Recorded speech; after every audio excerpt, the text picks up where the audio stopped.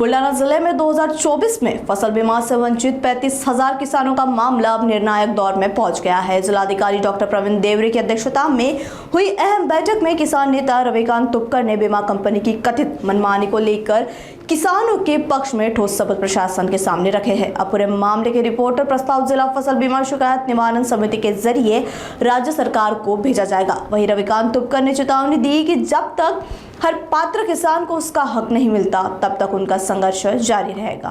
AIC पीक विमा कंपनीनं सन 2024 सालचा बुलढाणा जिल्ह्यातला 35,000 शेतकऱ्यांचा विमा रखडवलेला आहे। हे 35,000 शेतकरी विम्यासाठी पात्र आहेत। त्यांचं नुकसान 70%, 80% पंचनाम्यामध्ये दाखवलेलं असताना कंपनीनं त्यांना मात्र 0 रक्कम टाकलेली आहे। म्हणून या शेतकऱ्यांचा मुद्दा आम्ही लावून धरला।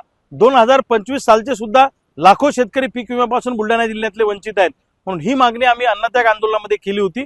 मुख्यमंत्री महोदयांकडे हा मुद्दा आम्ही मांडला आणि त्या अनुषंगाने बुलढाणा जिल्हाधिकाऱ्यांनी आज बैठक लावली आणि त्या बैठकीमध्ये विमा कंपनीच्या अधिकाऱ्यांचं म्हणणं ऐकून घेतलं। जिल्हा कृषी अधिकारी होते, अग्रणी बँकेचे व्यवस्थापक होते, जिल्हा बँकेचे मुख्य कार्यकारी अधिकारी होते आणि विविध संबंधित विभागाचे अधिकारी होते आणि आमचंही म्हणणं जिल्हाधिकाऱ्यांनी ऐकून घेतलं आणि त्या कंपनीला आम्ही धारेवर धरलं जिल्हाधिकाऱ्यांसमोर आणि जिल्हाधिकाऱ्यांनी त्या कंपनीला सक्त त्या ठिकाणी निर्देश दिले की पैसे ताबडतोब द्या।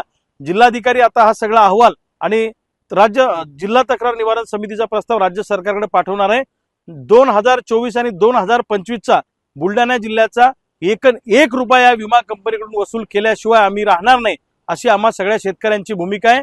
पैसे दिले नाही तर प्रसंगी AIC कंपनीच्या मुंबईच्या कार्यालयाचा ताबा घेऊ, पण छदाम आणि छदाम वसूल केल्याशिवाय आम्ही थांबणार नाही या भूमिकेत आम्ही आहोत।